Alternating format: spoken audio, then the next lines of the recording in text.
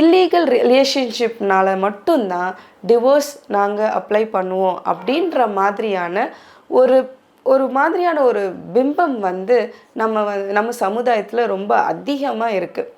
ஒரு for example நீங்கள் பார்த்தீங்கன்னா, இப்போ கடந்த காலங்களில் நம்ம பார்க்குற நிறைய செலிப்ரிட்டி டிவோர்ஸஸில் எல்லாத்துலேயுமே ஒரு பெண்ணை நம்ம கனெக்ட் பண்ணிக்கிட்டே இருக்கோம். இந்த சமுதாயத்தில் எல்லாருமே இவங்க வந்து வேறு யாரோ உறவு வச்சுருக்காங்க, அதனால தான் இவங்க வந்து டிவோர்ஸ்க்கு போகிறாங்க அப்படின்ற மாதிரி இம்மீடியட்டாக உடனே நம்ம எப்படி ஒரு பெண்ணை வந்து ஒரு காரணமாக நம்ம காட்டுறோம்.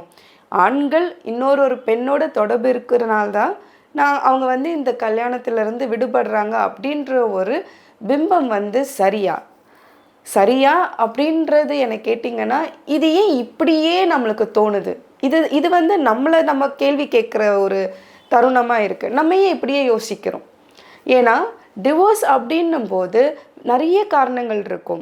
அவங்க ஒரு 10 வருட காலம் வாழ்கிறாங்க, இல்லை 15 வருடம் வாழ்கிறாங்க, 29 வருஷம் 30 வருஷம் எத்தனை வருஷங்களாக இருந்தாலும் அவங்களுக்கு தனிப்பட்ட முறையிலையும் நிறைய விஷயங்கள் இருக்குது. கல்யாண வாழ்க்கையில் ஏதாவது ஒரு டிஸாட்டிஸ்ஃபேக்ஷன் இருக்கலாம், இல்லை அவங்களுக்குள்ள ரொம்ப நாளாகவே கருத்து வேறுபாடுகள் இருக்கலாம், இல்லை அவங்களுக்கு எனக்குன்னு ஒரு தனி வாழ்க்கையை எனக்கு அனுபவிக்கணுன்ற ஒரு ஆசையாக இருக்கலாம்.